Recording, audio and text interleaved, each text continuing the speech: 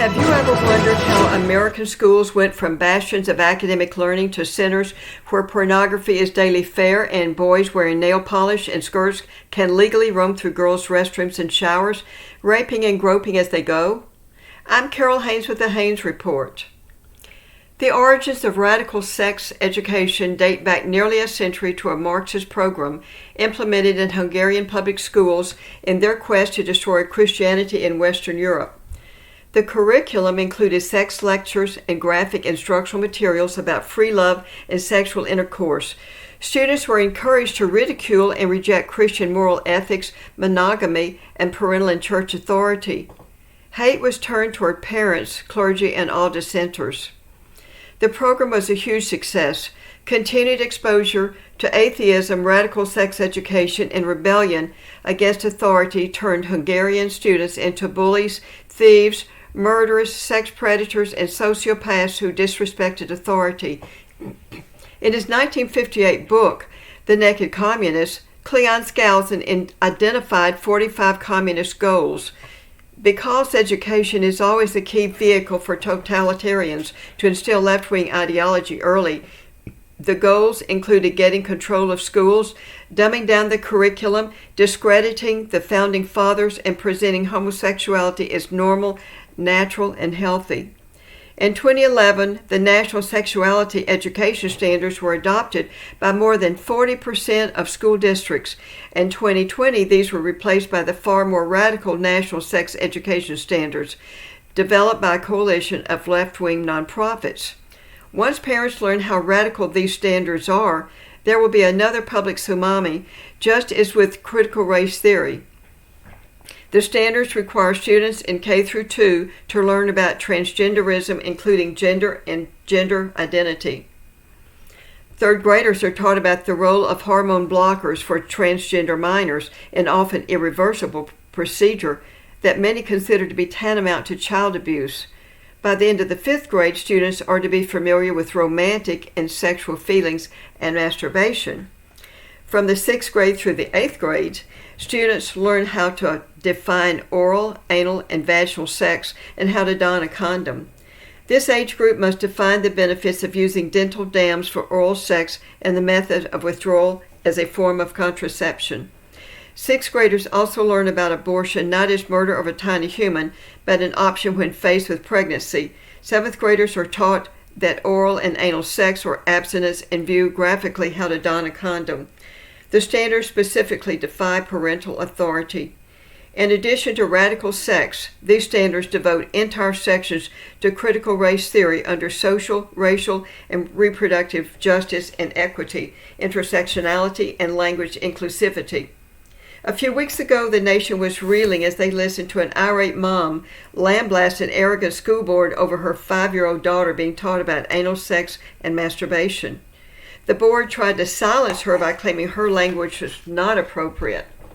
In Loudoun County in Virginia, Scott Smith was dragged out of a school board meeting and arrested because he claimed that his daughter was sodomized in the girls' restroom by a transgender male wearing a skirt. He was angry because the school had tried to conceal it, despite there being medical tests as proof. Nearly 2 months after Smith's arrest, the school board voted to approve its transgender rights policy, which requires that teachers use student-preferred pronouns. From 6 states in 2019, today only 4 states have laws that forbid instruction of LGBT in public schools: Texas, Oklahoma, Mississippi, and Louisiana. Alabama has repealed its law, and South Carolina's law has already been overturned. Despite Texas law, schools actively promote transgenderism. The library at the elementary Blackshear Fine Arts Academy in Austin hosted a drag queen convicted of prostitution charges. A few weeks later, the Austin ISD School Board of Trustees adopted a radical school curriculum. Despite heavy parent opposition, the Austin School District continues to promote a radical sex curriculum. The primary purpose of public education is no longer academic learning, but social and emotional learning, better known as SEL, that allows government to conduct psychological profiling of students. According to the World Health Organization, transgender people and other minorities comprise only 25 million of the global population of nearly 8 billion. Yet the education bureaucracy would have us believe that a high percentage of students are transgenders.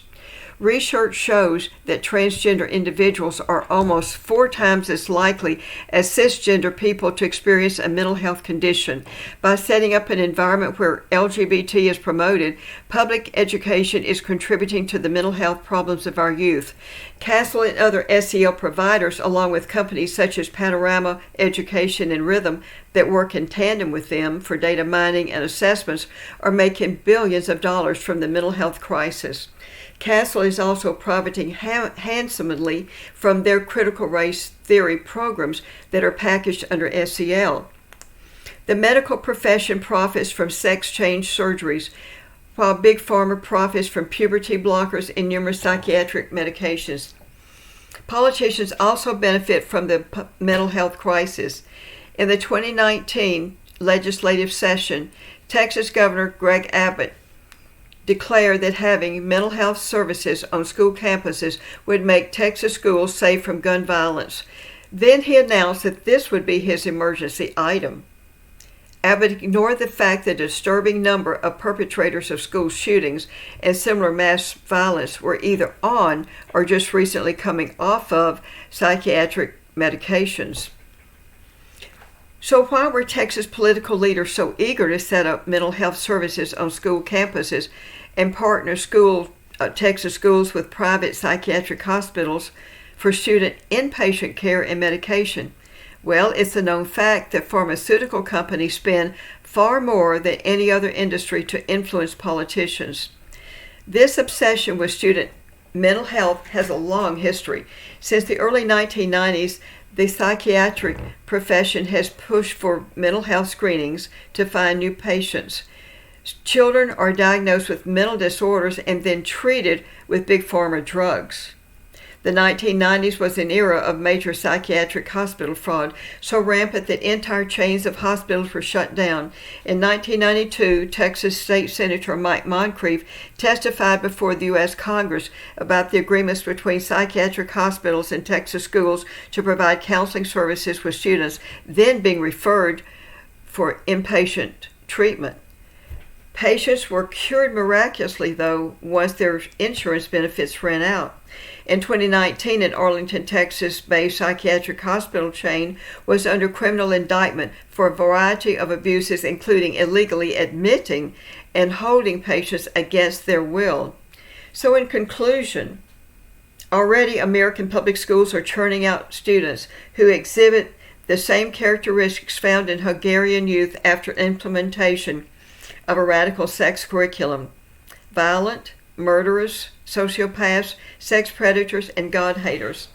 The communist goal of creating student hatred for America, our founding fathers, and American capitalism has already been achieved.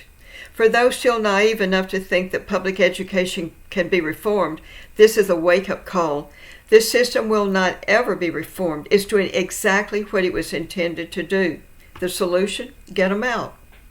There are excellent free market education choices that provide a sound academic foundation and instill a love for our American founding principles.